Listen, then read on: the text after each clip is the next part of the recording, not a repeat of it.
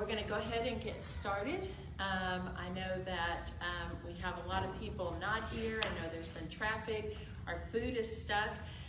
So we'll get started, and then when the food gets here, then just take turns going back and getting it and bringing it up to the tables and everything. This actually goes Facebook Live, so that's why I have to stand up here and try not to jump all around. So if I move way out of the screen, y'all just motion me back. That really doesn't bother me at all. So, all right, do you want me to say who I am or start with this, or what do you want to do? Yeah, you can. Okay, I'm Lucinda Thelen, and this is a very, a topic that's near and dear to my heart because I have sat on both sides of the table. My first art I attended was as an educator, and that was in 1992. And then I'm not going to remember which year, but I'm also giving away my age a lot, with my son who has autism. And so all of a sudden I'm on the other side of the table. What an eye-opening experience. And so that's what going through all of this and collaboration, I mean, I have lots of stories like I'm sure y'all do, but we're going to talk about how all of this gets put together. School responsibility, parent responsibility, all kinds of different things. So, and there's going to be a page that introduces, but I'll wait for that. These are all the groups that help put Purposeful Life together. We've been doing this since like 2016, I think was the first year.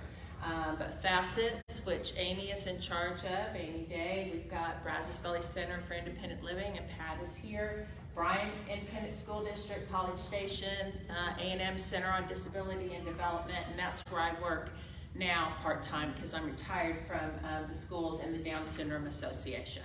So they all are what help get food and so on. And then it's P-Sun, what used to be Project Sunshine, that does all the child care and stuff. So we have a lot of that. And then we also thank Central Church very, very much for allowing us to be here. Okay, and they provide the drinks, and eventually we'll have food here for you. All right. We will have questions and answers at the end of the session. We have an email you can ask later. I'm pretty open to different things. I like having engagement. I don't want to just stand up here and talk for an hour. So there will be engagement too. So, but if it's personal questions that you don't, save those towards the end. We can have them where you write it down and give them to us, or at the end, I can stay for about 15 or 20 minutes, and you'll get your introduction to Sabrina. So, to let you know things that are going on, there are sensory-friendly movies that you can go to, which is really great. The next one is the 19th, Wakanda Forever. Okay. And our next session is about emotional well-being. We already have the speaker understanding. I mean, I know from my experience with my son, not just that, all kinds of stuff. Since, 2020, we've had a lot of changes, haven't we? There's just a whole lot of things that are different, and we really need to watch for the emotional well-being. So, all right, so this is art collaboration. And the first thing I'm going to do before I even introduce us, I need somebody to tell me what ARD stands for.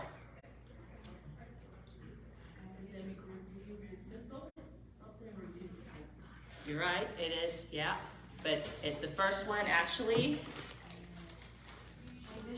you're close. Admission. Okay, I'm not going to be able to throw these over. I throw out when you do a good job, so no? Okay. If someone else needs her prize for doing so well, I've got that too. And don't worry, except if I throw the milk duds at you, because that means you asked a dud of a question. So, sorry. All right, and so with this, it's admission, review, and dismissal. And you know what? Where is that? Is it all over the U.S.? Yes. It's not called ARD, except in Texas. You know where it's called elsewhere? what do we create when you go to an ARD meeting? What is being created? An IEP. And what does that stand for? Individual education plan. Yay! Here, Amy, you want to just go let them pick treats? We are slowly getting food back there. Just take it and let them pick what they would like. Yes, and that's what, if you go somewhere else, they have an IEP meeting. They don't call it an ARD. That's a Texas thing. So just know if you move out of state and they're talking about an IEP, that is the whole meeting, okay? Because that's the whole purpose, is it's an individual education plan. Each one of the children that are in it, and it's about, it is for them. It is theirs, not a class. It is for them, individual. All right, we also, besides Amy Day over here, who'll be talking about some stuff towards the end, we have Sabrina Thompson with us. And Sabrina is with the, do you want to tell them what you do real quick? Go ahead. My name is Sabrina Thompson. Oh, sorry, that you're stuck behind here too.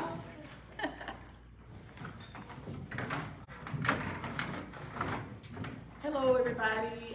My name is Sabrina Thompson, and I work for an organization called Partners Resource Network. And what we do is we serve families that have children with disabilities ages 0 to 26. We help parents and youth that advocate for themselves understand their disability, find programs and service options, participate as team members with professionals during the IEP meetings, understand state and federal laws. I don't know where the on and off switch is. Communicate more effectively with professionals during the meeting, gain needed advocacy skills, and build a support system. So a lot of times what I do is whenever families call me, a lot of times they're calling me about ARD support. And what I'll do, if they need help, I will help the families go over the IEP, and we can come together and discuss questions that they may have that they want to ask the ARD committee. The first thing you always want to do before an IEP meeting is prepare yourself. Don't go in and just let them tell you what's best for your child, because you are a part of that committee and you know what's best for your child. So we can help you prepare, and if you need us to go in with you as support, we can also do that. At the table over there, I have anything that you need to know about the ARD meetings and questions you may have after the ARD meeting. I have fact sheets that you can read up on and educate yourself. And I also have a brochure about what we do, and I have a card if you would like to contact me. It has my contact information. We are here to serve you, and it is free of charge. Okay. Thank you, Sabrina. Thank you. Okay, and that was, Sabrina will be here, incredible resource. And actually, it was Gail Wright who did a whole lot of this with the PowerPoint, who used to work there. And so that's what we did, is we just took that PowerPoint and we have expanded, or we'll be sharing more information for it. So Gail gets a lot of credit for that one too. All right, so the whole thing about collaboration, all right? It is gonna be people working together. I mean, that's the whole point, is we're working together. It shouldn't be, I'm the parent, I'm the only one that knows my child. Okay, believe it or not, we have people who come in and declare that. And it can't just be the teacher saying, no, we have to do it this way. No, it needs to be a combination. It needs to be working together. And there are ways to do that. There are ways to do that. And so that gets to communication. And there's going to be a lot of stuff that's kind of spread out or whatever, and I've got the handouts that will say which ones need to go with this, and you can know what all is available for you. But communication is huge. What kind of forms of communication? How do you communicate with the teachers in the school? Email? Face-to-face. That's it. Texting, yeah. Do we get their phone numbers? Well, okay, as a teacher, okay, putting it on that one is I had to set boundaries in my classroom because working with the students, if they just, all the parents had my cell phone number. They did. But if they're pinging me and doing stuff all day, how am I teaching? All right, so save it. If it's an emergency, let me know. And then with emails and stuff, again, I did daily logs. Every one of my students that I taught got a daily log. The parents saw what they did throughout the day. Most of the students I spoke with were not able to communicate verbally. And so we had to let them know what was going on. But I had set times during the week for them to email me or send me an email, but no, it's going to be this time unless it's an emergency that I will be getting back to you. Okay? So, but teachers do it differently, just as parents do it differently. Sorry, I have lots of stories. One that was blowing up my phone. I'm like, oh my gosh, because I was in the middle of things. You know how it is in classrooms and behaviors. We had some things going off. They were fixing to do a fire drill. We're trying to do all this. When I got through, I think I had 8 text messages right in a row. Why? He made his bed that morning. She was so proud of him. Okay, so recognize that there are appropriate things, which I was very proud, and he got great kudos and everything, but just the first text message would have been enough for that. So, all right. But you need to have that communication on a level. If you are having difficulties, I'm kind of jumping ahead, put your communication in writing, whether it is the text or whether it is notes that go or whether it is emails, okay? That can become important if there's things down the road that you need to work on, okay? All right. And so the whole thing with this, I wanted to add one more thing. With your communication for that year, what you need to do is keep a separate file so that it is kept together. Like if you have to print out the emails or do a little, in your emails, have a little folder to the side where they all go, but keep them together so that you have all of that information right at your fingertips. Now wait, I was told on this date he was doing really well. What has changed between here and here? And you have the documentation. Because one of the things, again, that we'll talk about later is there's a big difference between opinions and facts. And what we need to have is facts. And the teachers should have facts too, not just, oh, I think they're doing this. It's like, no, we need to have some data and some stuff for it. We'll get into all that. All right, so thinking together and so on. Have I seen this happen? Without a doubt. Without a doubt. Okay, so it is totally possible. Okay, so that brings us to respect. We gotta have some respect for each other. All right, let's start going. Who can tell me who has to go to an ARD meeting? Who is legally has to be present? The parent, yep. Principal or assistant principal, an administrator, yep. Teacher. Yes, general education and special education teacher.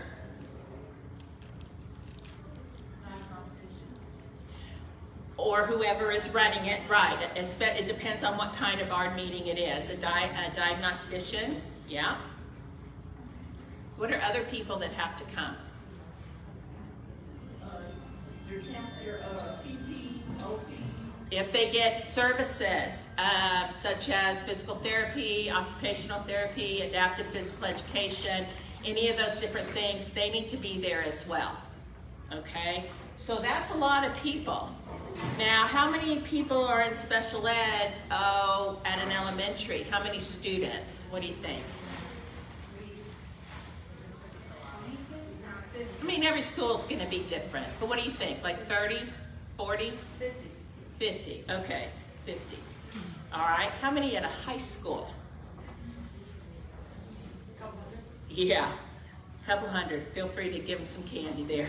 Couple hundred. Oh yeah, because, and now think, yes, we want to have the ARD meetings that are convenient and work for everyone. But think during, especially the spring, if they're not anniversary ARDs or whatever, you have to get all of those people together in the school, plus the parents, to have a mutual time to meet. And that can be very difficult at times, especially if you have a lot of outside staff and then getting the subs, because if the special ed teacher comes in and the general ed teacher comes in, somebody's got to be covering their classes. So as a parent, you know, I had a lot of parents that were like, oh, hey, you know, we have to be at this time. I'm like, we don't have an administrator at this time. I cannot get one because of this and that going on. So if there's other times. So just recognize both ways, because schools need to do that too. They should be able to give you a choice or a timeline so that you're able to say what works for you. And it's okay for you to say that. It doesn't work for me. We need to try something different. Okay? Make sure the information is the same. I know Sabrina talked about preparing for a meeting, and we actually will get into that. We have a whole handout that lists everything you need to be prepared for these meetings. But make sure everybody has the same. And then listen to the different viewpoints. I think this was my eye-opening, a real eye-opening thing for me. As a parent, I know my son Chris better than anyone. I do. I mean, I've been with him since he took his first breath, you know, and so on. And I know a lot of different things.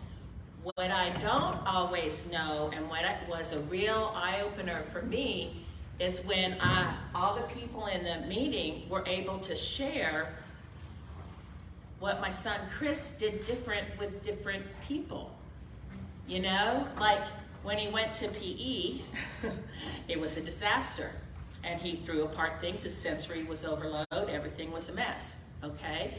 When he had the time where it was a quiet, small class where they did computer things, there was no issues at all. There were certain teachers he responded to better. You know, there were certain classes because of the structure of the kids in them. Unstructured time, you know? And what I learned from that was to listen to what they were saying instead of saying, my son would not have bit that kid. Well, guess what? My son did bite that kid, okay? He did bite him. And it was like, he's never done that before. Well, it was very loud, it was very noisy. This kid came up and touched him. That's all it took. He was in first grade. So you kind of go, okay, you need to hear the different viewpoints. Because that's my next little thing before I switch. How many of y'all act the exact same, whether you're at work or at home, with your family, with your in-laws, with your siblings? No, we act different. So just recognize that your child does too, and this is a chance to hear from them and hear different viewpoints of what they're seeing. And it's a learning. To me, it's a learning. All right, so we're not going to go on a huge amount with all of this, but just know the purpose needs to be your child. Through that whole meeting, call it by your child's name. You know, use their name, because you've got to keep the focus on your child. It's not about what anybody else is doing in the classroom. It's not about anything else. None of that should even be mentioned. But what's the best for your child? What is the very best that they need to grow and learn? Okay, let everybody have a voice. Communicate with respect. There was actually a video, I didn't do it, that it was this parent that walked in and said, I demand speech, more speech. He's not doing well at all at speech. He's not. I demand 4 times a week for an hour each time, or we're going to due process. Okay, ooh, okay. And there's a video showing a different way to handle that. I could ask any other special educators in here if we've seen things like that. Oh, without a doubt. Okay, my funniest one, sorry, here's my funniest one. Yes, they had a person that had their child's, he was in 6th grade, had his aura read. And they really felt, the person who read his aura, that if he had equine therapy, he would not have the same upset, you know, picking different things that he was doing. And they did come in and say the school had to provide that based upon, and they brought it in a paper that somebody that reads auras had signed. And we're just looking at him going, there's not an educational need for that. You can't just walk in with all this outside stuff, but it happens. So, all right, trust the process and listen. All right, I statements are huge. And so instead of, and this one actually helps with relationships and business deals and everything. It's really good how it works. Because what you're doing is you're stating your feelings, what behavior you want to stop, why, and what you would like in the future. So like I wrote one here to get an idea, because I didn't know if somebody wanted to just volunteer and say something.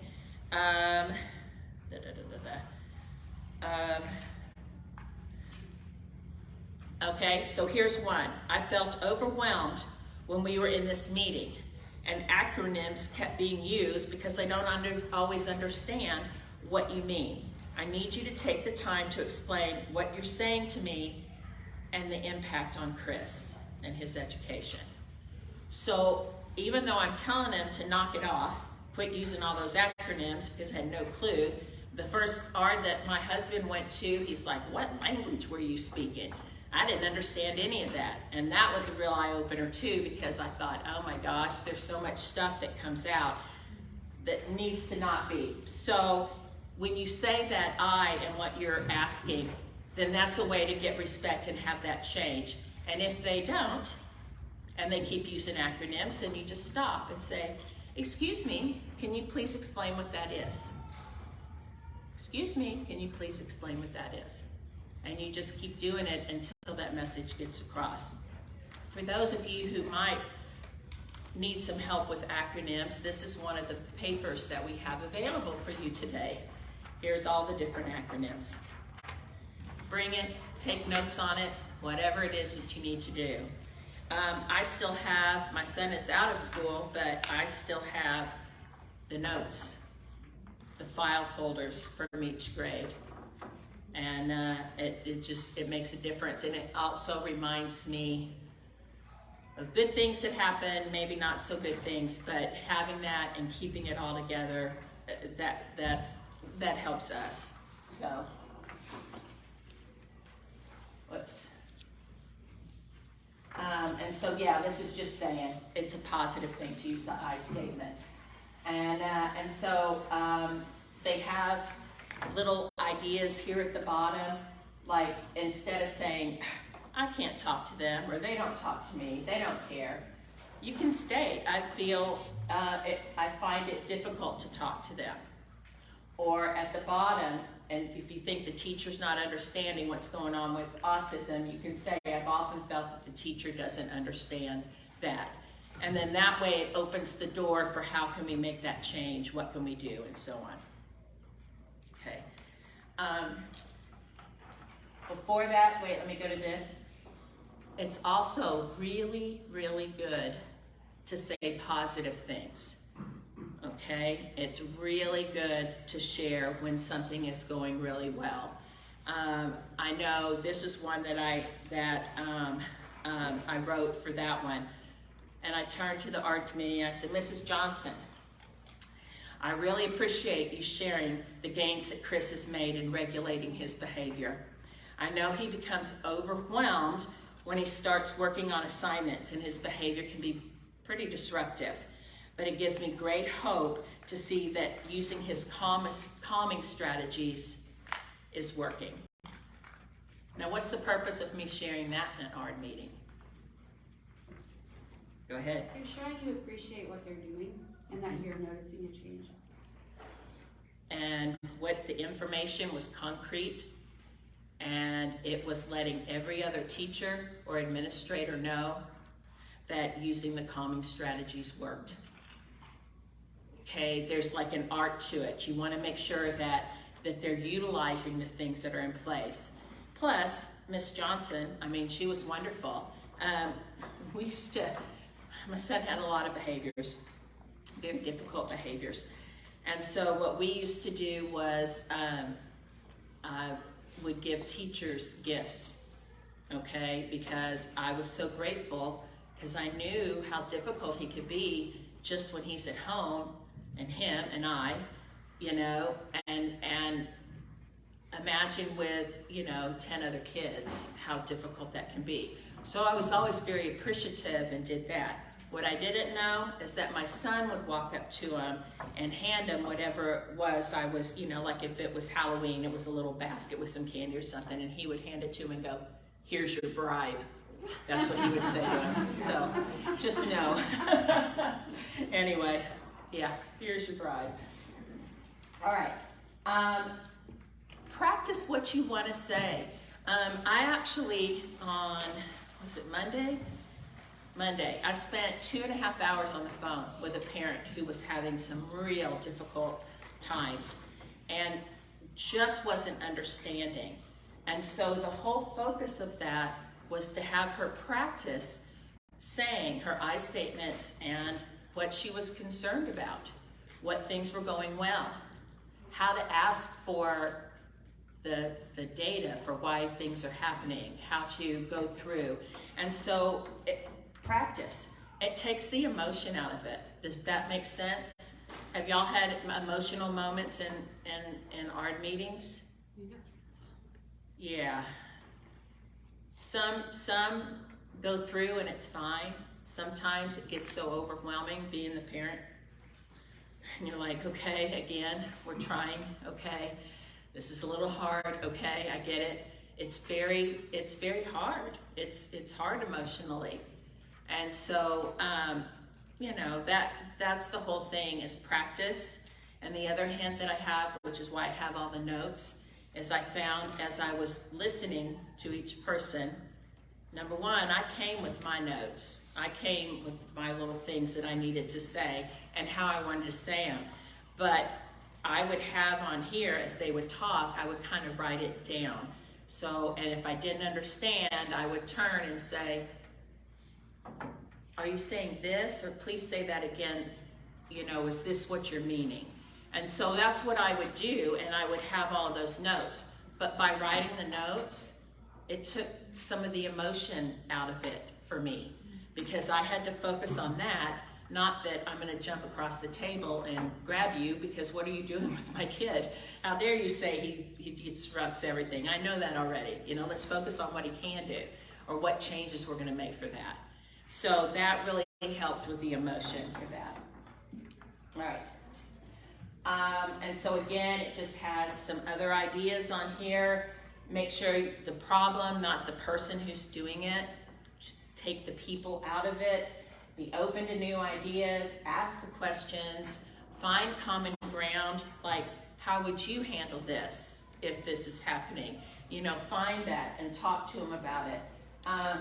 It's okay to decide something can't be figured out. That's okay. Pick solutions that we both agree to. You can verbally agree, and we'll get into the legal documents in a few minutes, you know, with all of that.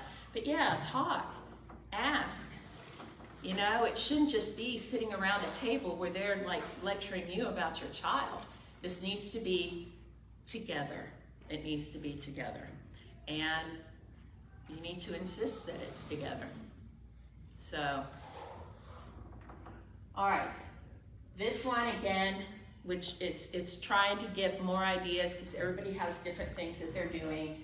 Be prepared. That actually has a link which we'll get a handout that shows what to do for that. If you need more time, ask for it. Ask for it. Okay? Ask questions. Don't be embarrassed or anything else. Ask. What does that mean? I don't know what you're saying. You know, well, what would that make his day look like? You know, how would we handle her doing, you know, the restrooming? You know, if she's gonna have someone with her. How is, you know, and so that's the whole thing, is ask all those questions and bring those up. Keeping your emotions at home. Know who's there.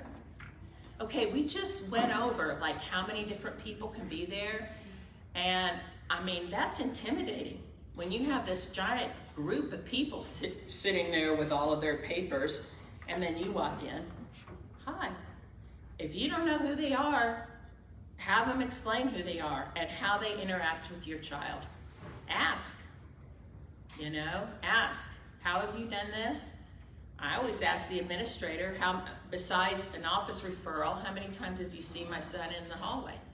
What other times have you seen him besides like an office referral? Have you ever checked anything else? And wasn't accusing. It was like, hey, this, you know, there's good things that are happening too, so this could help. This could help you see when he's upset of what to do. Always, I mean, I feel like I'm a broken record here. Talk about your child by their name. Make them real. I had,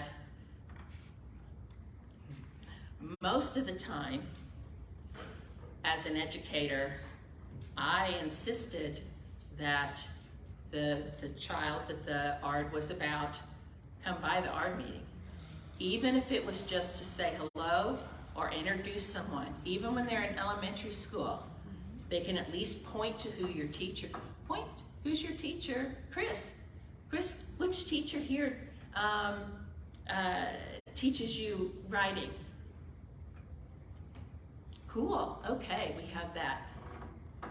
As a teacher, I used to take pictures or little short videos that when we were having good moments, because I'm sorry, if you're intimidated, think what your child is feeling like if they're in a room with all these people, if they haven't been prepared well enough. But we would get that, I would take pictures of them doing things, and these are things you can ask. You can ask the teacher to do that. You know, they're doing this task and you're saying they can do it all by themselves. Can you show, you know, because at home they don't, you know, and it's like, yeah, let me take some videos or do this, and then I would include it either in the first meeting while we were preparing for the ARD or actually at the ARD, because sometimes it's really cool to show off what they can do. Too many things are so negative there, you know, what they can't do. It's like, shoot, no, there's a whole lot they can do, so let's figure it out and show it and have pride with that. All right, make sure you know what each person's role is. Keep notes and refer to it and be polite. Manners can go a long way, which it can. All right, sometimes there is going to be conflict. Not always. There's sometimes we have parents and families that go all the way through and there's never any conflict. They're okay with everything and it goes through, people listen, there's progress being made, we're all working for that goal, all of these different things. But sometimes there can be conflict, okay? And if you're not comfortable at that school, ask that it be held at a district office. That is A-okay to do, okay? And so that way you can also ask if it's been going on, because we'll talk about, you know, other things, steps you can take between all of this or whatever. But you can ask for the special education coordinator to be there. Before you jump to that, there'll be a later slide that shows the hierarchy you need to go through. So, and that's just as important. It's not the next one, but when we get to it, you'll see. So if something happens in the classroom, unless it's something that has really hurt your child or there's some different thing, follow the hierarchy. You start at the teacher and move your way up. Don't just jump, okay? Yeah, we had one of those. Do y'all want me to quit telling the stories? Because I can quit telling the stories. No, had a student that, I have a friend that collects those little rubber ducks. You know, those cute little rubber ducks that have hats on them or different things. I don't have any with me, I just have candy. We had one that was doing the I love you sign, and then there was ones that were reading books, and I was part of a book club with some of the different teachers. So I gave them each a little duck that was reading a book, you know, and it was really cute. And they were, oh, this is sweet. Okay, so they could look at it and know, yeah, book club, we're gonna do this. And then one of the students who stemmed constantly, he would take his shoes off and pull at his toes. I mean, this was high school level at this point. He needed something. He asked one of the teachers when he was in the classroom if he could use the duck. She goes, well, what do you want to do with the duck? And he said, push it, push it. So that's what he did. He would come in the classroom, he would pick it up, and we saw huge, huge, significant changes. I didn't think anything about it until I get the phone call from the special education coordinator. We need to have a meeting right away. This parent has said that you have given him an age inappropriate thing and you're keeping him autistic. What? Yeah, so we had all these big wigs all together for this meeting, and then I explained, number one, I hadn't given it to him. Number two, he just had it in the classroom when he needed it, and it kept his shoes on, which actually was much more age appropriate than anything else, and it helped him calm. And she's like, well, I didn't understand that. And I said, yes, ma'am, if you would have called me, I would have had no problems explaining all that to you. But she went from here to there.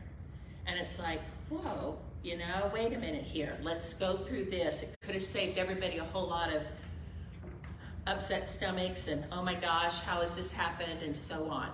She actually did let him keep a duck. We gave him one, because we told her what a difference it made. And later on in the school year, she's going, that made a big difference.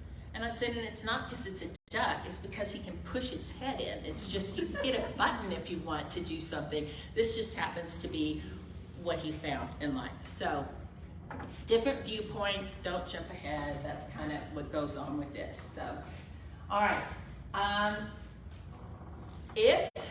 Which we're gonna get into, and it can be, because I'm not gonna go into huge details with all of it, but just know that of the papers that we have for everybody, we have different ones, like there's one that's there that's about parent participation in the ARD meeting, okay? So it tells you some specific things. It even has on there, which I cracked up when I saw it, bring a picture of your child to help everybody remember while you're there. So if they're not there for the whole meeting, have a picture. And I had a parent that did that. And I remember going, oh, that's great, because we kept doing the focus back on him. I had not ever thought of that before. You will also be able to get at the handouts back there an ARD meeting prep sheet. So if there's different things that you're not sure of, how to prepare for it and stuff, all of that is on here. We also have 25 tips for effective ARD meetings. Okay, we have them in Spanish as well. I know we have with both. But again, this is how to have it effective, you know? You don't want to just sit there for 3 hours in this meeting. There's other ways that things can be handled, and it goes over that. Okay, so just having said that, how do you keep from having a 3-hour meeting? Have any of y'all had ones that go that long? So how can you prevent that, or any ideas? Do you read things in advance? Can't you get the information in advance? Legally, they're supposed to give it all to you in advance anyway, yes, so that you can work on it together. It's not Yes, surprise. correct. So one, asking for all the information, okay? What goals are you wanting to have? What are you suggesting, okay? You can get all of those ahead. Legally, is there a number of days that they are supposed to give it to you? Yes. For the art, we have to ask. But I'm not gonna remember off the top of my head. They're supposed to not just spring it on you. I'll have to look. Sabrina, do you know that? A lot of times it is short notice. Yeah. But if you know that it's time for your child's art meeting time to come around, if they haven't sent you that paperwork, call the school and ask for the paperwork. Because you don't wanna get paperwork the day before the art. That doesn't give you time to look over the paperwork. So if you feel like they have, and the time agreed upon for the art has to be a mutually agreed upon time. So if you get that paperwork a day before, if you know that you're not prepared, then call the school and try to get another date set, because you can let them know, I haven't had time to look at over this. the paperwork to prepare. Yeah, and no, Can I you mean, rephrase that, Lucinda? pardon? Can you rephrase that for the online people? Oh, so for the online people, if you get the information, let's say you get the suggested goals or the potential art paperwork, the behavior plan, whatever all it is, and you only get it like the day before, it is totally okay to say, I'm not prepared, we need to do this meeting, the art meeting, and reschedule it. And that's A-okay to do. Yeah. So this is my first art is coming up in December. Who is the main contact? Is it the special needs department in the school district? Is it the principal? Is it, you know what I mean? Like, who do you contact when you're doing these things or asking for the information? Start with the teacher, and they'll let you know what the individual school does. Some schools have art coordinators, that is their position, to set things up, doing all of this. Making the goals and everything though, that's gonna come down to the teacher. So that one for sure you have to do with that. So start with there, and then they would direct you if there's someone else you need to speak to. You should get a prior written notice from most likely the art facilitator, whoever is putting together that art. Yeah. They should send you a prior written notice stating what the art is for and who's gonna be in the art. Yeah. Yeah. The thing is not every school has an art facilitator that does that. So then you've got a teacher who's trying to shuffle and do this and put all of this together and then find out how to get, everything to you. And it gets complicated when there's other teachers that are creating the goals as well. So like some of my kids, if they were in a resource English class, then I would get information and to get the goals for that, because that teacher wasn't necessarily going to be in the art. So I would have to get that. So there's a lot of collaboration and so on that goes on with that as well. And so it's just trying to get, as you can well imagine, I was kind of bossy. And so I would go by and say, okay, I have to have this by this point, and I would be real directive, but not all teachers are capable of doing that the same way.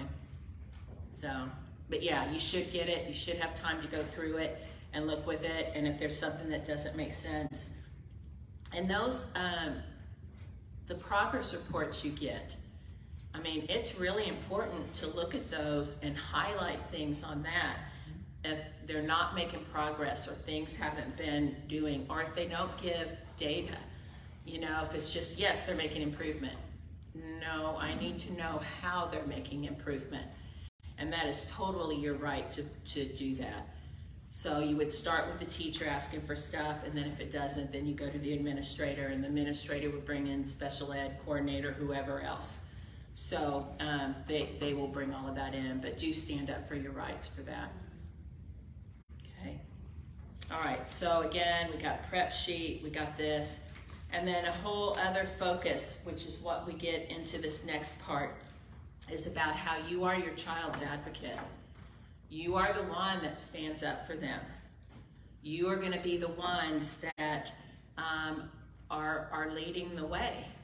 Yes, you're collaborating and you're getting, and it's a team, because I'm sorry, it does take a village to raise our kids. I couldn't have done it alone. There's teachers and other people. I mean, my son was suicidal at one point. Without having two individuals at school that provided a safe area, he wouldn't be here. I don't know what else to say. It was that dire. And so you trust and you set things up, and it takes, like I said, it takes a village. It really, truly takes a village. All right. Here's that hierarchy thing I was talking about. So it goes down, you've got the teachers, counselors, this and that, then it goes up assistant principals, program specialists, because sometimes you'll have in special ed a secondary program specialist and an elementary one that's over in central office. The directors, including director of special education, then assistant superintendent, and then superintendent. So that's kind of the hierarchy that you go through. Okay, data shows that 90% of any conflicts are resolved with collaboration. They really are. But it takes the not getting angry, not yelling, both sides being able to listen. And so if you don't feel respected, you need to state that, you know. It goes both ways with that. Now, it brings up mediation. Who knows what mediation is? You got one, go ahead. Oh, you just have a supposedly neutral third party that kind of listens to both sides and helps you to talk to each other. Yes. Does it cost? I don't know, in public school I have no idea. No, it does not. One of the papers that we have over there, in fact, this is what TEA says. What is TEA? Another one of those acronyms. What does that stand for? Texas Education Association. Agency, yeah. Very good, very good. Basically, TEA offers mediations to parties who have a disagreement involving the educational program for a student with a disability. Mediation is voluntary, meaning that both sides have to agree to it, okay? But once it is agreed to and so on, then they bring in a mediator and things have gone through. There is actually a paper that is an outline that shows who to contact, what to do. There's a step before that though, which we'll get to that. Does anybody know what that step is before you get to mediation? All right. Here we go. There's a lot of people who don't realize that IEP, that's a legal document. Legal. The school district is legally bound to follow it. Okay? And if they don't, there's actions that you can take with that. But again, that's where the communication comes in. Ask if there's something that you're not sure of or this or that, do that. So I've had people that say, you can't change anything because I refuse to sign it. Okay. What happens then? You refuse to sign it. Oh, that's in the next one, but this one tells when you have to have it. Okay. Anybody know? So you refuse to sign it and you walk away. What happens? Yeah. All right. Implemented. One, you don't have to sign it at the meeting. Okay? I need more time. I need to look at this. And it's okay. You can take a copy home. You can review it, and so on. If you don't agree with something and you're not so sure about it, you need to let the school district know that you weren't okay with something, and then it's a paper that you write, and that information is on the handouts. And ask that that be part of the IEP. That's the other thing. Someone is taking notes through that whole meeting, and that becomes part of it. If you want your voice heard, say that. I would like this added to the minutes, that I'm concerned about such and such or whatever, and why. And then they have to add that to the minutes. So it becomes documented legally. What we have is you have 10 days after you don't sign it, that you can consider it, and you can come back and have a meeting again. Okay, it's called reconvening. Okay, so we can come back and do that. If you just say, forget this, I'm just not gonna sign it, guess what? Law says after 10 days, it goes into effect, whether you've signed it or not. Okay, so, you know, you need to respond right away. You need to respond right away. Does all that make sense? It kind of makes sense? So just think not signing something is going to do anything for that. Schools are required to do a free and appropriate public education. On the school district's side, one of the real heavy words that they focus on is appropriate. Okay, that's when we say, no, I know that he had his aura read, but that doesn't mean we're going to have a horse out here for him to ride on. Okay, it's not really appropriate. Okay, should I tell him the worst one? Okay, I was scarred. Young man hit puberty. Sorry, and I don't get embarrassed by stuff. And he discovered himself. So that's all he kept doing is touching himself inappropriate during class. And at the ARD meeting, we're sitting there and we're talking about ways that we can educate and teach and redirect in public versus private and all of this. And I promise you, this is not an exaggeration. It truly, truly happened. The mother said, no, I don't understand. Why can you not hire a woman to take care of him and teach him what should be done? Dead serious in an ARD meeting. And I went, that's illegal in Texas, so we can't consider that. Let's go on to the next thing. You just never know what kind of things are going to be out there and so on. So we did get some good things to help redirect him in public and private and so on, but that was the immediate response. So yeah, that one I still remember, and that had to have been in 2002 or 3, somewhere around there. Yeah, I'm sure it turned really red. All right, so just know that the school districts that they are to provide a free and appropriate, appropriate education. And so even if you think, oh, if we try this new thing or this or that, if that's not what is seen as appropriate, you're not going to have a lot of backing for that, okay? But if you have something that you know will work or this or that, again, get the data and show and share with all the teachers and everything.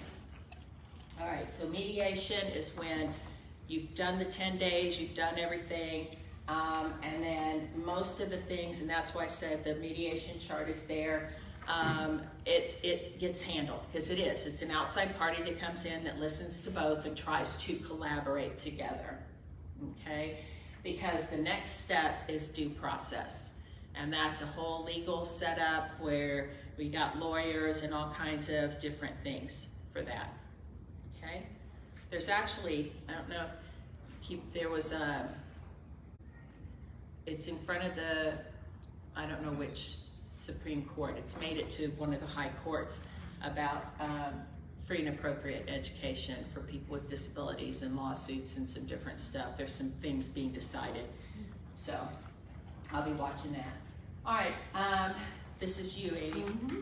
So just know, we have one more thing before we get over that.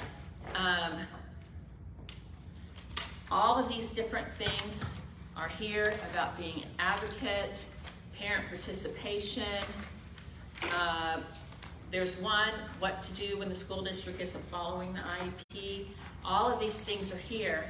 And quite honestly, if the paper is, you're going, with the paperwork, that's when you call Sabrina or email us and see what we can do. But I'm saying call Sabrina because she's the one that can help with all of that, okay? So Amy has the next little part, and then I'm trying to clear out of the way for you, Amy. So I also don't forget, because if you're the last one up here, Down Syndrome Association is having their fall festival on November 12th. And it's going to be at First Baptist Church, and it's got the address. I'm going to set this on the table in the back, so if you have a child with Down syndrome and you need more information on this, it's going to be here. Okay? All right, Amy, you're on.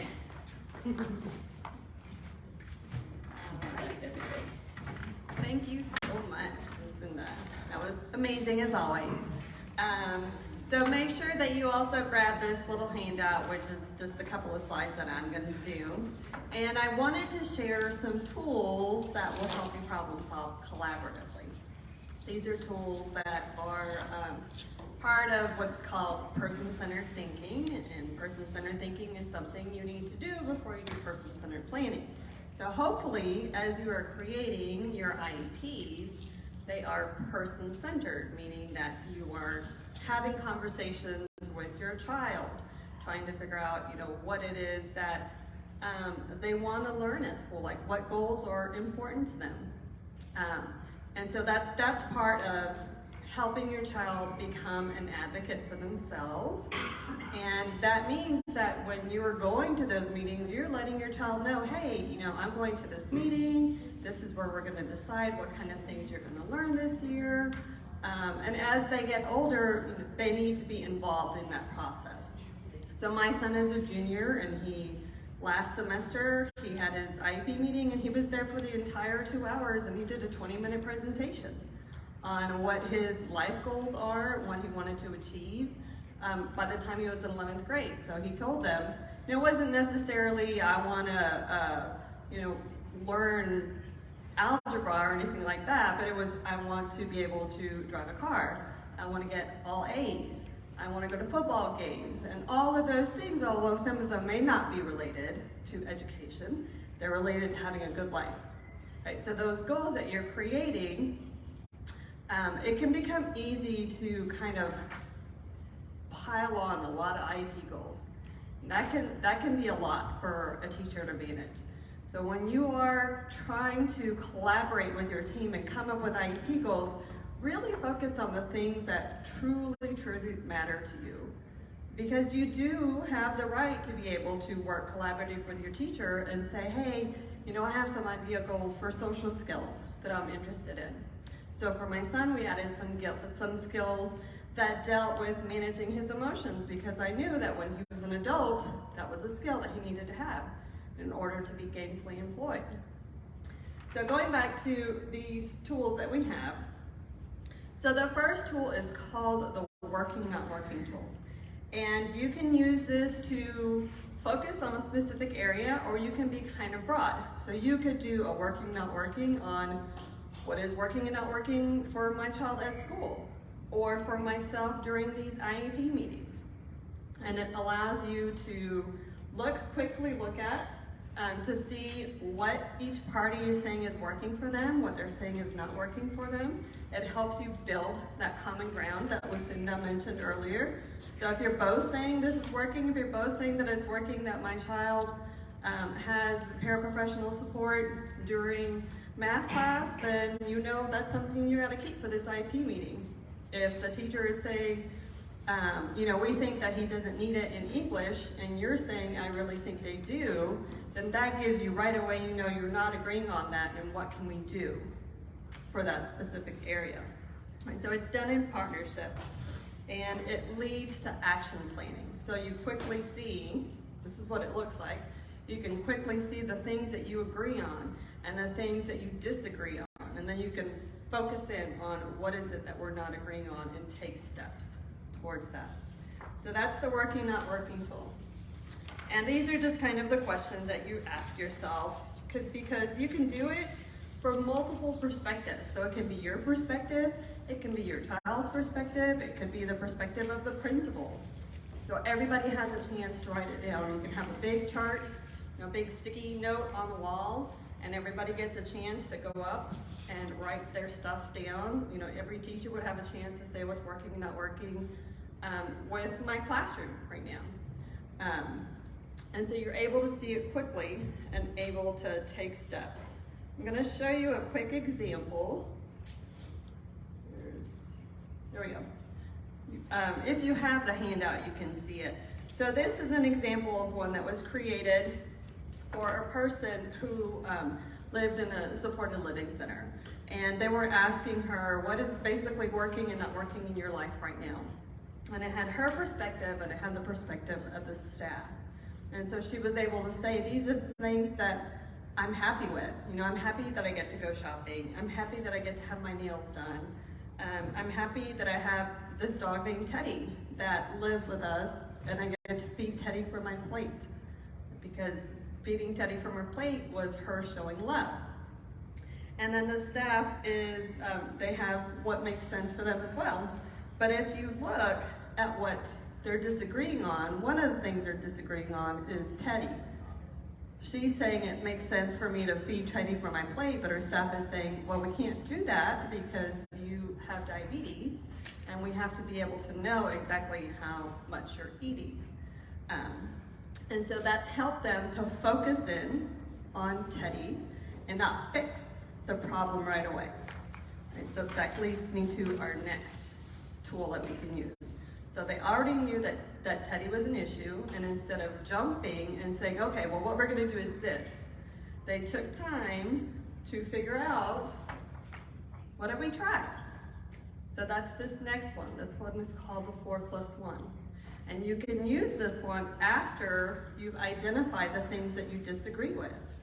And you can pose your question up there. So for Teddy, it would be, you know, Teddy during meal times.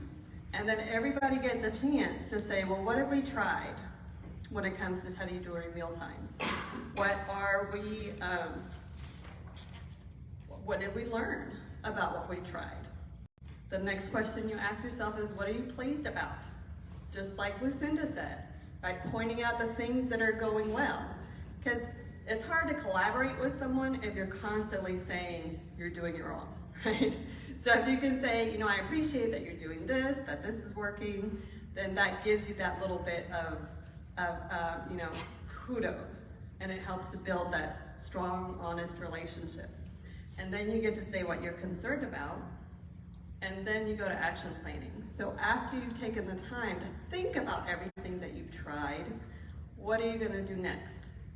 So it could be, we know these things are working and we're gonna keep them, but maybe we do them more frequently. Maybe we update it a little bit to make it better. I'm gonna show you an example. So, so you have copies of these in the handout for today, but you don't have to like whip out a piece of paper. I did this one in my head during an art meeting because I was not aware that my son was banging his head at school. And just so everyone is aware, my son knows that I share this story, so I'm sharing it with his permission. And so I wasn't aware that he was banging his head at school because that wasn't a behavior that I was seeing. But when a teacher said, hey, you know, can you tell us what to do when he's banging his head? I said, oh, I didn't know he was doing that. So then we sat down and kind of talked through this without them ever knowing that that's what I was doing. And I asked the teachers, okay, you know, where are we seeing this? What classroom? So we know, okay, well, we don't see it in this classroom, but we're seeing it in math and English where he struggles. Those are the classrooms that he struggles in. And then they said, okay, I said, you know, Mr. So-and-so, what do you do when he bangs his head? Well, I tell him to stop. Okay, does he stop? Well, no. Okay, so we know that telling him to stop doesn't work. And then the other teacher, I asked her, you know, well, what do you do when he bangs his head? And she said, I go up to him quietly and I ask, what's wrong? How can I help you? I said, okay, great, does that work? Yes. He will usually be able to stop banging his head and he'll tell me, I don't understand what's going on, or he'll explain that he's frustrated, and sometimes he asks for a break. So that's how we were able to come up with this 4+1, again in my head. And then we said, okay, great. Well, now we know that what works is we're gonna look to see when he starts to get frustrated. We gave an example of what that would look like for him. And when you see that, right, hopefully before he starts banging his head, you're gonna go and say, hey, what's wrong? How can I help you? What don't you understand? Or you can offer him a break and a chance for him to listen to music. Okay. And then that was shared, that strategy was shared with all of the teachers. So no matter whether or not they had seen it, they knew if at some point he did, that that's how we wanted them to support, that's how we wanted them to support him at that time. So those are the two tools that are really helpful. You can constantly do them in your head. I did a working, not working with my son just the other day, because he's very frustrated with school this year. And it doesn't have anything to do with it being hard or people being mean, because, you know, my mom right automatically went to, who's being mean to you? What's going on? Why don't you want to go to school? No, it has to do with traffic. It has to do with him being at school for so much. And so we were able to kind of have a conversation so that he could see there was a lot of stuff that was working at school, a couple of things that weren't working, and then we could have a conversation about what does he have control over. Well, we don't have control over traffic, right? That's not something that we can change. But I was able to help him see, okay, because he goes home on the bus on his own. I don't pick him up. He doesn't take the school bus. He takes the Brazos Valley District, or whatever it's called, transportation. Right, so, and that was a skill that we specifically taught him, because if he does not get his driver's license, he can get a job and he can have transportation. Right, so then he came up with a hack on his own. He calls it his bus hack. We had taught him to use a specific bus route, but he found out that if he gets to leave a couple of minutes early, which is an accommodation he has, he can run to this other street and pick up the green bus, which gets him home in 15 minutes versus 45 minutes in the one that we trained him. So he came up with it all on his own. But two really effective tools. If you have any questions, feel free to come and ask me. And that is it for tonight.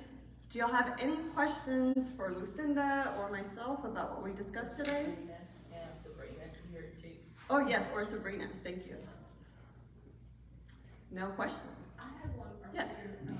You said something about the art meeting, it should be, all the information should be sent to you prior, Yes, the goals and the fifth and this one. yes. But when do you normally write all of that out at the art meeting? And see, different schools do it differently. Hey, Lucinda, would you mind coming up here? Pardon? There's not a state requirement for that. No. So all schools kind of have their own policy. Own way of doing, yes. So would it be, okay to ask them to go ahead and write out what they would like to Yeah, see, and then once we meet, we're kind of already halfway there? yes. Cause see, that was my trick.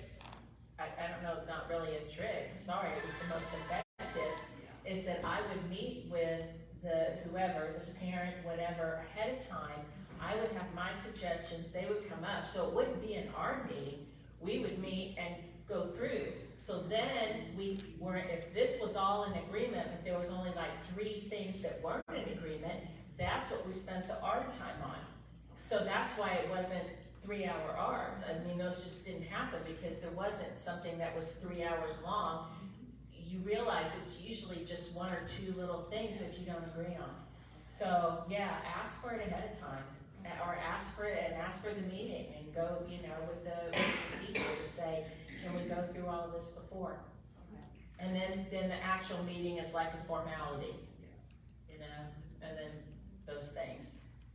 So for our online folks, the question was, if schools had to provide you with your IEP goals and all that ahead of time, and there is no state mandate for that, but you can ask your teachers to provide those ahead of time so that y'all can work together and come up with those goals, and then you know what you're already agreeing to, and you don't have to spend the time during the IEP meeting hashing it out. You're there ready to go, and then you already know, okay, you know, maybe these things I want to tweak a little bit, or I want to go further into it and have another discussion.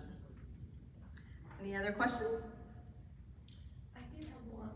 So earlier we were talking about the hierarchy and not like being almost careful of how you approach the situation or a question.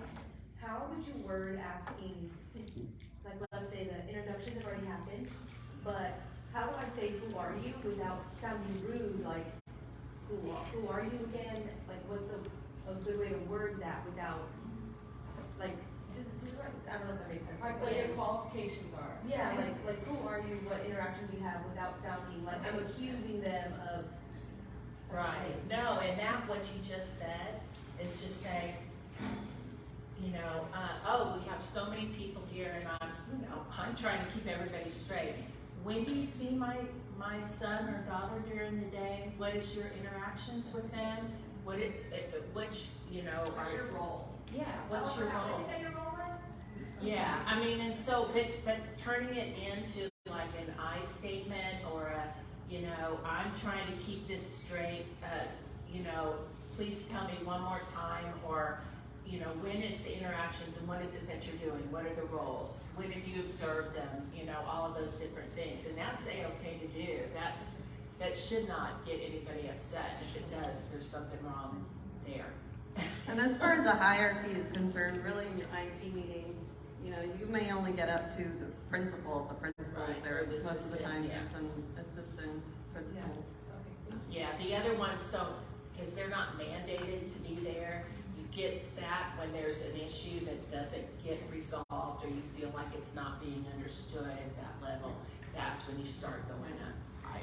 Yeah, I've only had to go up the ladder one time, and I went with my 4+1 ready, and it helped me to take a situation where I was very, very emotionally charged about it, because I had tried to work with the principal and I wasn't getting what I needed at that time. It had to do with safety, and so I was able to use that 4+1 and read it. And it gave me time to be able to say, look, I've really thought this through, and there are great things going on, so it wasn't all, everybody's horrible, and I love how this teacher's doing this, and this teacher's doing this, but these are the things that I hope we can do next. And they were like, sure, let's take care of it. So it could have been totally different had I gone in there just crying and, going the opposite way. Yes. What is the process once you go to your first art meeting? Let's say there are a couple things you want changed and you agree. Like, what's the process like? Do they send you the revised form? You send it back? Like, what's that process until the finalized document? If you, the changes can be made right there during the meeting. So if there's something and it's all in agreement, you're doing with all of this. Otherwise, you cannot sign it, and you again have where you reconvene, where you're trying to get, all of that different thing. Once it gets signed for that 10 days, then that's what's in place. But you can call another ARD meeting. You can call an ARD meeting whenever you need to call one, when it's something that needs to be like a goal change kind of thing. If it's just something you need to talk to the teacher or the whatever about, then that's one thing. But when it's like that, you can call another ARD meeting. And then that way you can say, I need this change, and tell them ahead of time of why and what you're doing. And again, this is what I'm seeing and this is what this, so you can, go and do that. And if you're asking to have a copy of it so that you can review it within those 10 days, they're gonna ask you whether you want a printed copy sent home with you, with your child, or if you want an emailed one. So those are the two options that you get. And it takes a minute for them to get it all together. Yes. So you may not get it like right that day. The person who's writing art has to make sure everything is checked right, just like you talked about. So it might be a couple of days, but they don't let it go too long, but it should come to you. Yeah. So that comment was that it might take a few days while they get everything ready. But really, really review it, but also, like, just for random little errors, right? Because we all make typos and, numbers, and you might have minutes where, you agree to 30 minutes of paraprofessional support in the classroom, and, and last time it was 15 minutes, and it still said 15 minutes, and just, remember, we bumped this up to 30 minutes. So that, that should be in your notes when you're working on those things, so okay, I can make sure that this is written down. Any other questions? Okay. Okay, I just have one thing to add. Yes. Sorry. Remember, the whole reason of this education is to get your child to become an adult with a purpose in their life, a direction, and so on. And so you want them as independent as possible. So sometimes as a parent, we want to be very, very protective, but just recognize that protection, like demanding, I want someone with him or her all the time. Okay? How is that going to impact their life? How are they going to learn to function on their own? How about if we just have somebody help them when they need the help? How many of you would have come up and socialized with somebody when they had an adult right next to them when you were a kid? So remember, that's the whole focus of this, okay, is to have a good life and have those skills. So, you know, yes, you want somebody, especially when there's certain things going on, you want a lot of that help and the hands-on, but recognize that we also all have to work towards that independence as well. So that's all. Perfect. No, but we talked about that last time. So perfect. Yeah, it's crucial because all of a sudden then it's like they've been getting swimming lessons with a life jacket on, and then they leave school and there's no more life jacket. What's going to happen? It doesn't matter how many times you've tried to teach them the strokes. If that life jacket's gone, they're starting like all over again. So we just really, really have to focus on that. On the website, all of these things have all of the stuff that we've talked about or anything mentioned. Those links will take you right to those websites, and it has so much. The Parent Resource Network, oh my gosh, any question you have, they have a handout for it. I mean, there's all kinds of stuff in it. Pacer Center has a lot of good stuff, and then TEA, again, is what you're going, and that whole mediation, all of that information is all specifically set out for that, so. And thank you so much, Sabrina, from the Partner Resource Network, for being here today and bringing that information. We truly appreciate it. All right, thank you so much. Please go get your children. And if you would like more food, go ahead and go grab some food to go. Oh, and please do the survey. Oh yes, the surveys. Yes. I handed them out early so I wouldn't forget them, but I forgot to mention Yeah, them. just because it helps us know what to change. So if you're going that way, talk to you guys, put it on there. I don't think I'm being hurt. So is this one of this is not? Oh, here's on the back. Where's another survey, Amy? It's right up here. Here's one filled out.